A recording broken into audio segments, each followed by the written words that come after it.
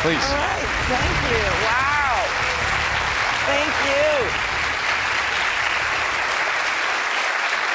Very good.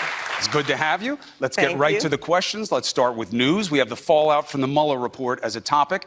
Our first question in our audience is John Auer, freshman at Harvard from Cape Cod, Massachusetts. What do you have, John? Hi, Senator. Hey, John. You serve on the Senate Judiciary Committee. That's right. right. Should the House Judiciary Committee move forward with impeachment proceedings against President Trump? Okay. So I believe very strongly that President Trump should be held accountable.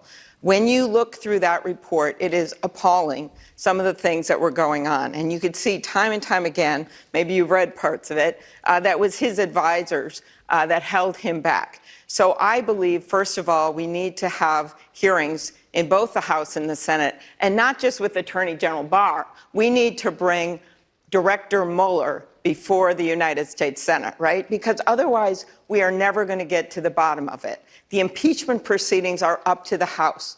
They're going to have to make that decision. I am in the Senate, and I believe that we are the jury.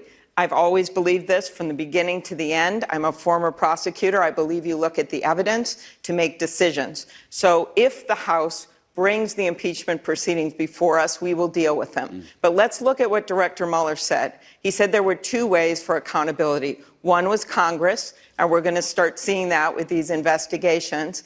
And the second is other investigations, right?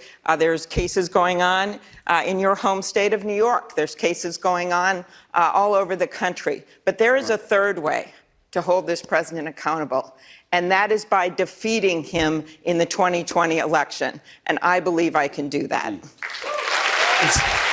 Senator, just to give him a quick sense, do you believe that anything you've read and processed in that report could have the word impeachable attached to it?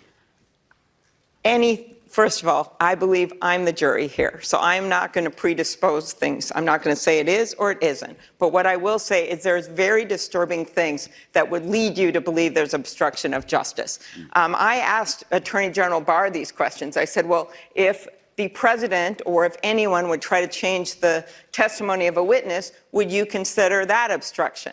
I asked him a series of questions, and I'm really looking forward to asking him those again, because several of them he answered yes, and several of them he wouldn't say. And a lot of that you see right in the middle of the report. All right, next question. Elijah Devon.